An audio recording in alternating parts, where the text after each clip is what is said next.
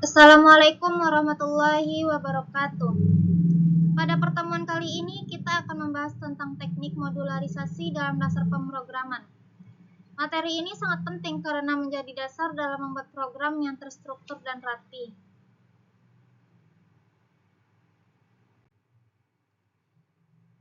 Tujuan pembelajarannya setelah mengikuti materi ini diharapkan mahasiswa mampu memahami konsep metode, menjelaskan penggunaan parameter dan return value, serta mampu menerapkan modularisasi dalam program.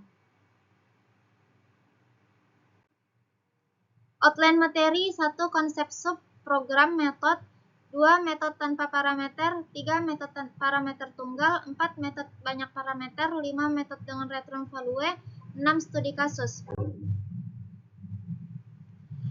Konsep modularisasi. Modularisasi adalah teknik membagi program menjadi bagian kecil. Setiap bagian memiliki tugas tertentu bertujuan agar program lebih terstruktur dan mudah dipahami, serta memudahkan debugging dan maintenance.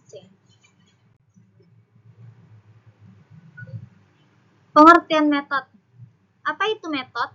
Metode adalah bagian dari program yang berfungsi untuk menjalankan tugas tertentu. Dengan adanya metode, program dapat dibagi menjadi beberapa bagian kecil sehingga lebih mudah dipahami dan dikelola. Sebuah metode terdiri dari dua bagian utama, yaitu header dan body. Header berisi nama metode, parameter, serta tipe data return jika ada, sedangkan body berisi kumpulan perintah yang akan dijalankan. Skop variabel. Variabel dalam metode bersifat lokal, tidak dapat diakses dari luar metode, mencegah konflik antar variabel, serta disebut juga ruang lingkup variabel. Metode tanpa parameter adalah metode yang tidak menerima input dari luar, biasanya digunakan untuk menampilkan informasi atau menjalankan proses sederhana. Contoh tanpa parameter. Pada contoh ini kita melihat metode tampil pesan yang hanya menampilkan teks ke layar. Metode ini tidak membutuhkan input dan tidak mengembalikan nilai. Kelebihan metode tanpa parameter. Kode lebih rapi, dapat digunakan berulang, serta memisahkan tugas tertentu dalam pemrograman. Metode dengan parameter tunggal menerima satu input dari luar, meningkatkan fleksibilitas metode. Parameter ditulis dalam header metode, contoh tampil bahasa IN.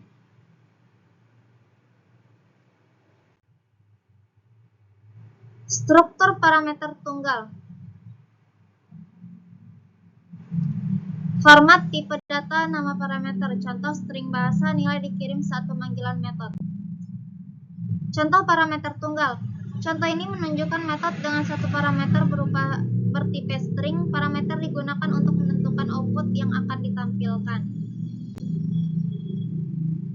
Metode banyak parameter. Metode juga bisa menerima lebih dari satu parameter. Parameter dipisahkan dengan tanda koma dan masing-masing memiliki tipe data.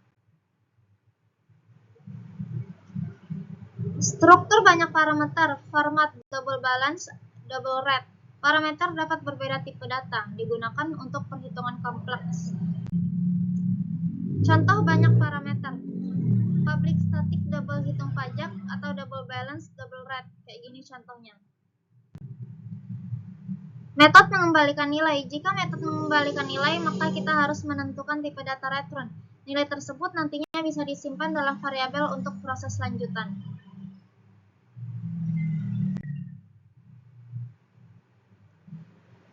Struktur return value.